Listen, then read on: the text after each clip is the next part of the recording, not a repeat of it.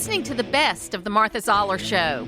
To hear the full show each day, tune in to AM 550 and FM 102.9 WDUN or log in to accesswdun.com and click the Listen Live button from 9 to 11 Monday through Friday.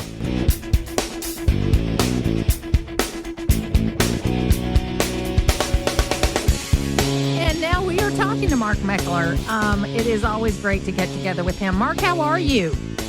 I'm great. It's good to be with you, Martha. So you wear like 1,000 hats. So tell us, I know you're like me. We're multiple things. So just for people that don't know who you are, give them a quick intro. Sure. So my background is I'm an attorney by training. I'm a technology attorney. Back in 2009, I got involved and helped organize the National Tea Party movement. And that's where we met originally. Yep, exactly. Founded Tea Party Patriots, which was the largest Tea Party organization in the country. And then in 2012, I went out and I founded something called Citizens for Self-Governance. The goal was to return this idea of people being in control of their own lives, their own governments. And then out of that, we founded the Convention of States movement, which now has over 5 million people in it. The goal is to use Article 5 of the Constitution to call a convention of the states to propose amendments to restrain the scope, power, and jurisdiction of the federal government. And so that's what I spend most of my time doing today. Yeah, and I think you know my friends Mike and Marion Warlick. I've been working with him on fair tax, on all kinds of things. I met with them last week, and for me, this has been an important issue of my lifetime. I mean, I am so happy with what I'm seeing right now. And, it's funny, though. I'm not talking to everybody in my life about it because there's certain people in my life that are still not quite sure what hit them the last, 3 months ago. And so I'm just letting it soak in just a little bit before I start gloating about all the good things that are happening. But for me, this is what I've been talking about for 25 years. And then in the last 5 or 6 years with COVID and everything else, I kind of like the Rand Paul plan, where you take the 2019 budget, which was a $1 trillion deficit, by the way. You adjust it for inflation, you get to about 5.4 trillion. And guess what? That's as close to a balanced budget as we've been in about 40 years. And that means we've got $2 trillion in waste on an annual basis. And that's kind of the model, it seems, that Elon Musk is working off of. Yeah, look, I love that model. It's kind of funny because it reminds me of the old Tea Party days. I remember sitting in John Boehner's office, and I was sitting there with my co-founder, Jenny Beth Martin, and we had a suggestion for Boehner, and we said, you can't do the same old thing. Country's growing broke. We suggest that you suggest Bill Clinton's last budget, which was balanced. Folks don't remember that. That's the last time the budget was balanced. And John Boehner, as opposed to taking us seriously, we had 23 million people involved. We're the ones who gave him the majority. He laughed at us for that. And I think I totally agree with Rand Paul's plan. I think that we have to go back to fiscal sanity or we're going to drive our country into the ground. That's just inevitable. Well, and I mean, it's just like the people with their hair on fire on the immigration policy. Tom Homan has been very clear about what he wants to do. He wants to deport people that already have deportation orders, which means they've gone through our process, go after violent criminals that are in the prison system already as well as on the streets, and then try to find these children we're missing. There isn't really a person, there's about 80% of America agrees with that policy. And the Democrats, in this case, are taking the other side. It's kind of the same thing with what we're talking about with what we need to do with waste, fraud, and abuse. They're getting rid of provisional employees. Those are not, they're offering people early buyouts. They're getting rid of personnel first because that's one of your biggest expenses. It should be your biggest expense, but the federal government knows how to, blow things up as far as expenses go. So we've got a reasonable plan that we're putting together, and we need to be talking about it. And I'm excited about what's happening. Tell us about the Convention of States and how people can get involved. Sure. Well, the Convention of States goal is to get together in convention. The states gather. It takes 2/3 of the states to say they want to gather in convention. They have to propose the reasons they want to gather in convention so that everybody's gathering for the same reasons, and that sets the boundaries of convention. In our case, what we're asking for is a convention to impose term limits on the federal government. About 85% of people support that, but not just term limits on Congress, Martha, also term limits on staffers and bureaucrats. I call this the Fauci Amendment. We need to tie those people down to the same limitations. Then anything that would impose fiscal restraints on the federal government, and if you were talking about the fair tax, this is where fair tax would come in. We could impose our preferred tax system on the federal government because I don't expect Congress to do that. We could impose spending caps. We could impose taxation caps. All of these things could be built in. And then the last is anything that would limit the scope, the power, and the jurisdiction of the federal government. And what I mean by that is going back to something like the enumerated powers in the Constitution that are still there today and saying, no, we really mean it. You can't be involved in education or energy or healthcare or the environment. These are things the federal government was never meant to be involved in. So the states would gather in convention when 2/3 of the states say they want to do that. They would have a debate about those things. And then if 26 states could agree on those things, and this is really important, they have no power. All they can do is then suggest that the states ratify those things. And it takes 38 states to ratify any amendment that comes out of convention. So far, by the way, 19 states have already proposed to gather in convention. Georgia was actually the very first state to do this. And so we're well on our way. We're over the halfway point to getting to convention. You know, and that's very exciting because I love to see this kind of thing at work. I mean, I still consider myself a Tea Party person. I mean, I am mostly about the fiscal issues. If you look at the budget, for example, you know, 3/4 of the budget is on automatic pilot. And, you know, you could zero out the entire discretionary budget, including defense, and you would still not have a balanced budget. So it's something we got to look at. So how would you suggest, because I know we've talked about this over the years, how do we approach those things that are on automatic pilot? You know, Medicare, Social Security, disability, interest on the debt, federal pensions is another one of those things that's on automatic pilot. Yeah, I think, you know, one of the things first is we have to stop accepting the premise that the Democrats give us that this is what's called non-discretionary spending. The reality is every penny spent by the federal government is discretionary. It can be changed. It might be harder to change. Can't just do it by executive order, but it all can be changed and limited and restructured. And so in my opinion, you look at the whole budget and you say nothing is non-discretionary. This is all at the discretion of Congress. Congress holds the purse strings. Obviously, the president decides how and what exactly gets spent, but Congress is the one that sets those purse strings. So I think we remove the premise that's non-discretionary. And I think we have to be careful about our narrative, too, because from my perspective, and I know the president believes this, it's not about cutting Social Security. It's about making sure that we can honor the promises we've made, because right now, most of us understand, if you paid any attention, Social Security is bankrupt. It's going away. I'm 62. The odds that I'm going to be collecting are low. The odds that my kids are going to be collecting are 0 if we continue on our current course. Yeah, I mean, in 2011, Marco Rubio made a speech at the Reagan Library that didn't get the coverage it probably should have because Nancy Reagan fell that day. And what got covered was that she fell.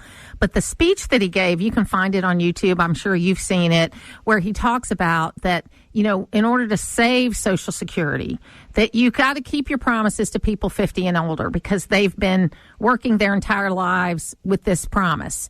Then from 40 to 50 or 35 to 50, there ought to be some kind of hybrid program where people can invest and continue to pay in. And then for people that are under a certain age, they're going to have to pay for grandma, and they're going to need a different kind of system than what we have. Yeah, I think that's absolutely true. And another simple fix that for some reason Congress has refused to do is all we have to do is start ratcheting up the retirement age. Yes. And, you know, we've got a retirement age that was set when people didn't live to what the retirement age is on average. And now, on average, people live 15, 17 years past what we've set as retirement age.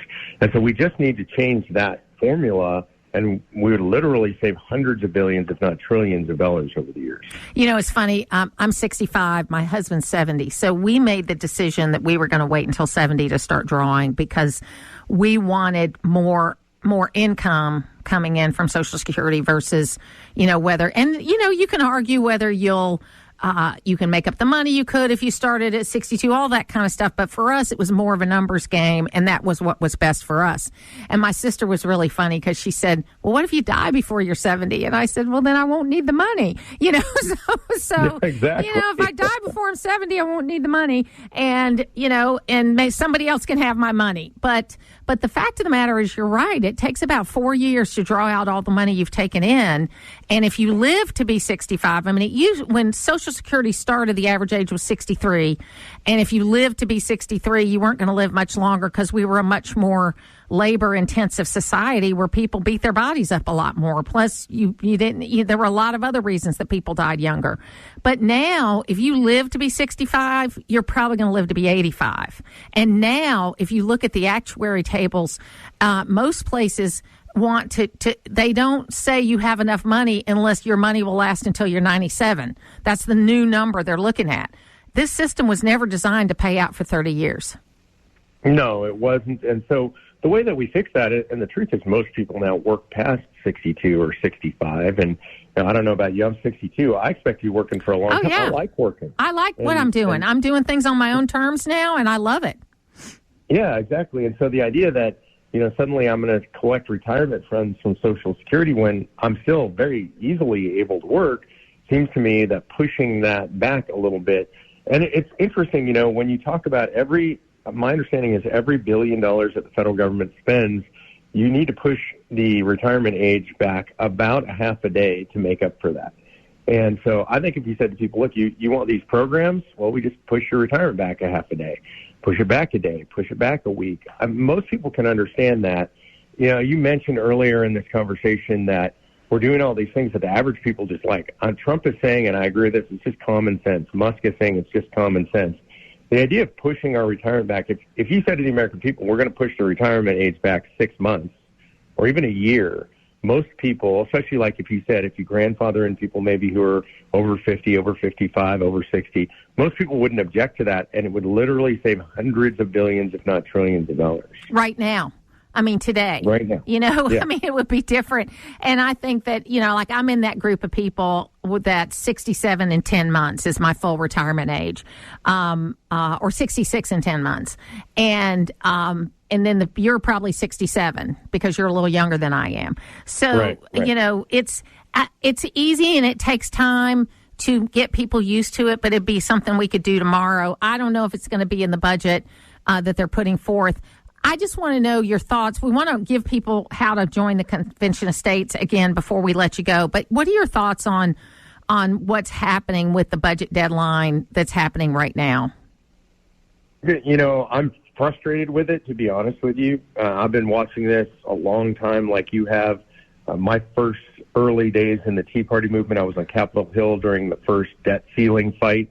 And I remember just vividly being in the office of a congressman. It was probably 11:50 p.m. on the deadline day, and they were arguing on the floor about it. And I had a staffer turn to me and say, this is all fake, right? And I was stunned. I was so naive. And he said, the deal was cut weeks ago. It's just both sides have to pretend that they're fighting to the last minute. Otherwise, their constituencies will be mad at them. And so to me, the question is, are they going to make real cuts in the budget? And I'm skeptical because I've been around long enough. I hope they are. I think they're building public support by all the stuff that DOJ is discovering. I think the narrative's been good. So I'm frustrated. I'm also prayerful and hopeful. Yeah, me too. I just want them to get back on regular order because the whole reason why we're in this mess is that we are not looking at the budget every year. Now, they made a little progress last year where they actually, I think, got 8 appropriations bills finished. But, it's kind of like being a little bit pregnant. You can't have a little bit of a good budget. You've got to get the whole budget there on time. Now, you are going to be in Georgia on Thursday, February 27th. Tell us about that.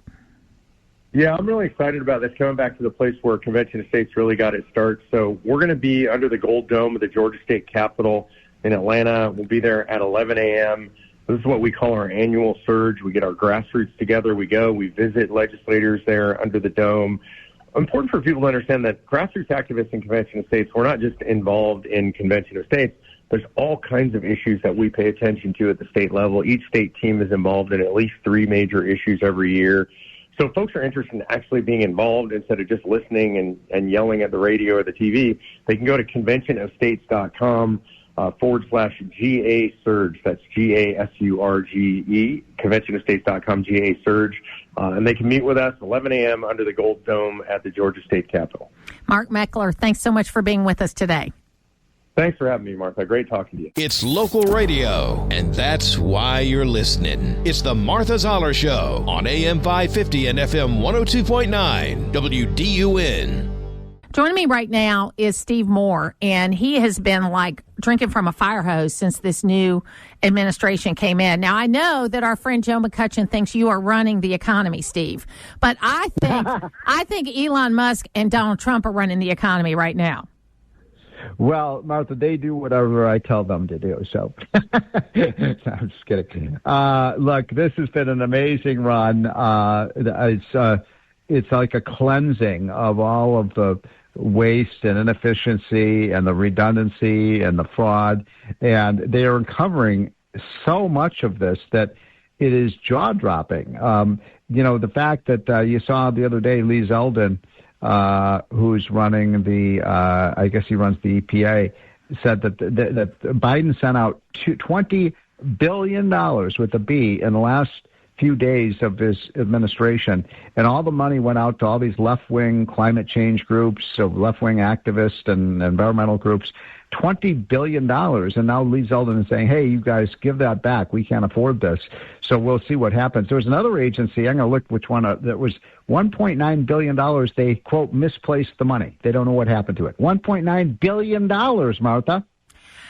Back in the time of the economic crash, Sonny Perdue was the governor in Georgia, and he was able to manage our budget for a long time without having to make cuts because he, quote, found pots of money everywhere that hadn't been spent yet, and he zeroed it out of the budget.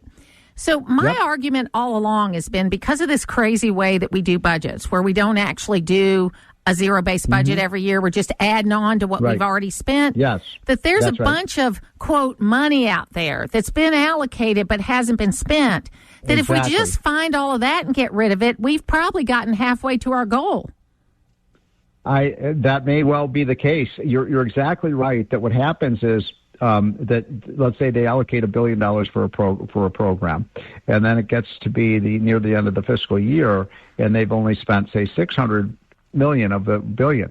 The incentive is for them to just hurry up and find anything they can do to spend the money, because if they don't spend all the money, they're going to get less money the next year. In other words, the incentives are all wrong. No business or household would ever, let's say, you had $1 million budget to build a home, and let's say it only costs $800,000 to build it. You wouldn't say, "Oh, well, let's just spend the whole $1 million." But that's what the government does. But add three or four more zeros on those things. Well, exactly right. I mean, my brother-in-law worked for Boeing until he retired, and at the beginning of his career, he would be like that engineer that would be like, "Oh yeah, we could do this cheaper than this, and then we can give some money back to the government." And he thought that was a good thing, and then he got reprimanded for that.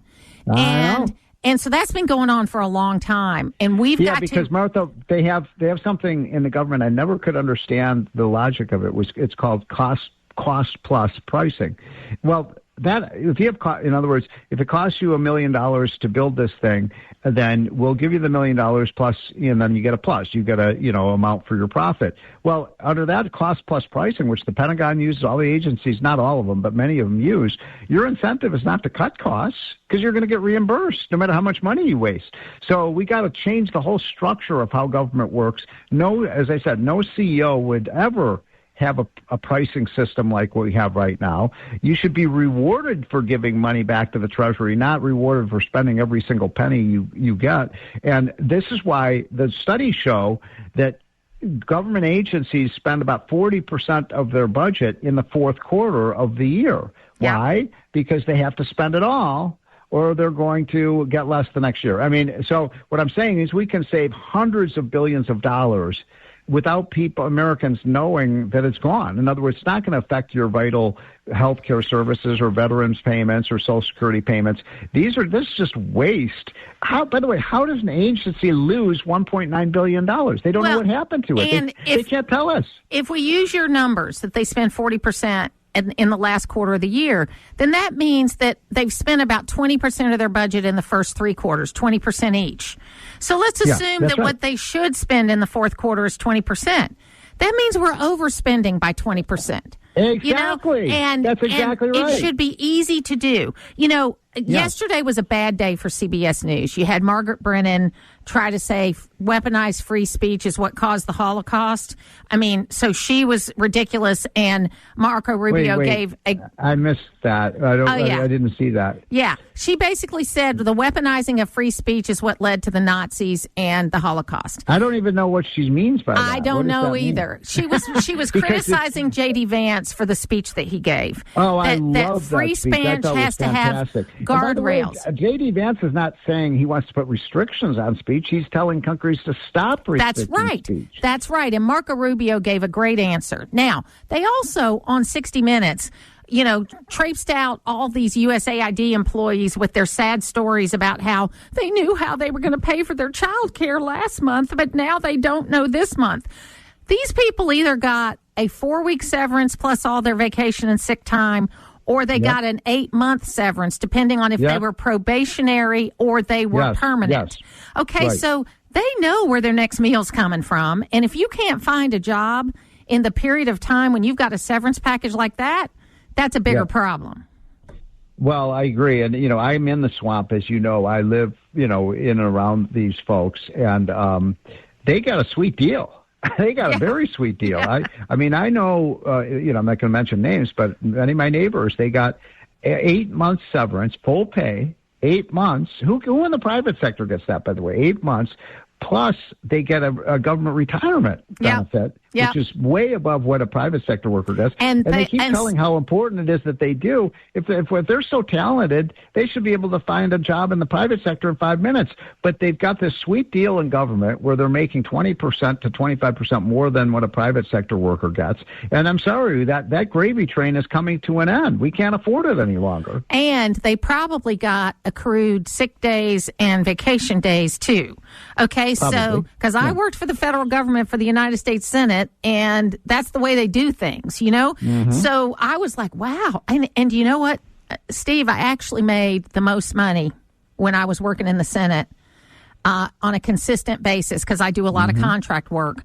I made more money working for the federal government than I did in the private sector. Wow. Yeah, that's pretty typical. And the problem with the civil service system in Washington is it just breeds mediocrity. I've worked there too. I just very briefly worked for the government, but you're not rewarded for doing a great job. You're rewarded for just keeping your mouth shut, and then they just keep elevating you. And so that's not the way the private sector works. You do a great job, you get an elevation. If you do a pretty good job, you keep your job. If you did a poor job, you're out of there. People never get fired from the federal government. Never. Well, this week, or it's already happened, but it's going to be aired on Wednesday, Elon Musk is sitting down with Donald Trump, and they're going to do an interview with Hannity. And I think it's going to be great because you'll get to see them interacting together. I love what Elon Musk is doing. I have family members that I can't talk to about it, but I think that this is what you and I have been talking about for 25 years, Steve, and nobody's going to be hurt by this, and the country's going to be better off. So I feel so strongly about this. You're making a really important point. I don't understand. Look, I have many friends who are Democrats, and I know you do too. And they believe, I'm a limited government guy. I'm pretty libertarian. I want the government to do less. But these are people who genuinely believe the government does good things that helps people, and we help people who are hungry, and we help people who are homeless, and da-da-da-da-da. And so if you actually believe that, if you believe in the power of good government, then why would you defend bad government? Why wouldn't you cheerlead for what Elon Musk is doing? Why are they basically defending all of these wasteful spending projects? It just doesn't make any sense to me. Maybe they just want the government to spend as much as it possibly can. But I'm going to make this point crystal clear. If you're a Democrat or a Republican and you believe in the power of good government, then let's get rid of bad government, excessive government, abusive government, wasteful government, redundant government. Let's get rid of fraud. Why is Elizabeth Warren defending fraud? Yeah, why are you mad at Elon Musk for finding the fraud? Exactly. Instead of the people that spent your money in a fraudulent way. Yeah. the way that I put it on Fox the other day is like, gosh, this is like saying, the problem isn't, Al Capone. It was Elliot Ness for hunting him down. Yeah. I mean, it's so true. And even with Al Capone, they could only get him on IRS charges. So it was terrible. Exactly. So what do you think's going to happen this week? What are you looking for? The top priority, we've got to get this tax cut done. This is the thing that's keeping me up at night. We've got it. This is absolutely essential. We cannot wait on this. It was a huge success for the American economy. I want to make sure that every one of your listeners knows, Martha, if we don't get this done by December 31st, and the clock is already ticking, everybody's taxes are going to go up by $3,000 next year. It's an automatic tax increase. So we got to get that done. That's the highest priority. I love what Elon Musk is doing. I want him to keep going through every agency. And next, I want him to go through the Pentagon. I want him to go through the Defense Department. There is so much waste and duplication. We spend $800 billion a year. By the way, let's find out what happened with the money to Ukraine. How much of the money actually got to Ukraine? Yeah, I think we've got to do that. And then we have to understand that, our government needs to be lean and mean, and it needs to do what it's designed to do. And I hopefully in this bill in March 14th that they have to do that, we'll go ahead and get the tax thing done. I know the Democrats are saying they're going to, that's their top priority is for that to fail.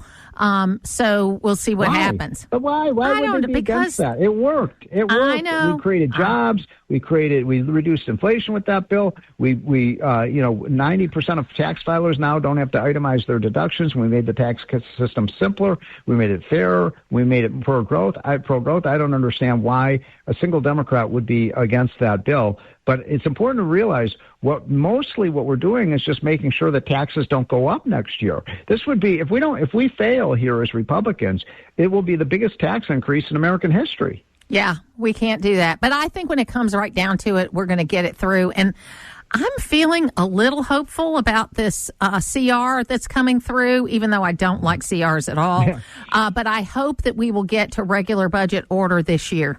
And that's my goal. That's my goal. Well, we're going to get it done. And I've never seen anything like what's happened in the last month. It's just been fast and furious. And I love this. Did you see Chucky Schumer ran to the microphones the other day when this lousy inflation report came out for the months of, November, December, January, saying, oh, look, Trump said he was going to bring inflation down, and it's up by 5%. I know. He wasn't even president. Nobody believes them. That's the problem. They keep talking, and nobody believes them. Thanks for being with us today, Steve. It's where North Georgia comes to talk. It's the Martha Zoller Show on AM 550 and FM 102.9 WDUN. Joining me right now, as we do every week on Wednesday, is Tony West from Americans for Prosperity Georgia, one of my favorite organizations. I've done work with AFP for many, many years because they're nonpartisan, but they look at things kind of the way I do, and I love it. Tony, welcome back to the program. Good morning, Martha. Great to be back. So give us an update on regulatory reform under the Gold Dome, because I know there's tort reform, but there's also a regulatory reform movement. So tell us about it. Yes, this morning we had two different bills in two different committees at 8 a.m., both having to do with regulations. The big one, which we talked about a few weeks back, is the Red Tape Rollback Act. It did pass out of committee 7-4. We're really excited about this because one of the things that we're supporting nationwide is something called the REINS Act, and it is a mechanism to empower the legislature and ultimately empower people to have a greater voice when new regulations are proposed. Tax levels matter. Georgia continues to lower taxes. However, the regulatory environment matters too. And having a REINS Act in your state is a signal to businesses that large, harmful regulations coming from the state, you at least have a greater voice if that were to happen. So we're excited to see that pass out this morning. And I know you may have said this, but I might have missed it. So last year, how far did it get? Last year, a similar bill did get out of the Senate. It got bogged down in the House, like so many bills do every given year. But this bill in particular, Senate Bill 28, is a top priority of the Lieutenant Governor. So we're hopeful that this second year is the year that this concept can pass the entire legislature. Another important process in this bill, like I said, the REINS Act is about new major rules that could have a big impact on the economy in a negative way. The red tape rollback portion of the bill would create a every 4-year review that each agency in the state would go through and look at the rules and regs they already have on the books and see if they could identify rules and regulations that are outdated and don't make any sense anymore. Or maybe there's so much paperwork and it's so burdensome for small businesses. Is there an alternative way to achieve the regulatory benefits they're trying to achieve, but not harm businesses so much? And so when you combine... And to do this kind of work is to do it now when we've got so much money. We're kind of flush with money because, this is what I call the paradox of government, Tony, is they don't have the impetus to do these kinds of things in good times because, it's good and, a rising tide lifts all boats and you don't feel like you need to make any changes because things are good. But when you really see the problems are when times are bad, like during the Great Recession. But you don't have the flexibility to make the changes then because I just feel I'm very excited about this bill because I think now is the time to do this, not when we're in an economic downturn. I completely agree. We've, on average, since 1965, our regulatory code has grown 13% every year, on average.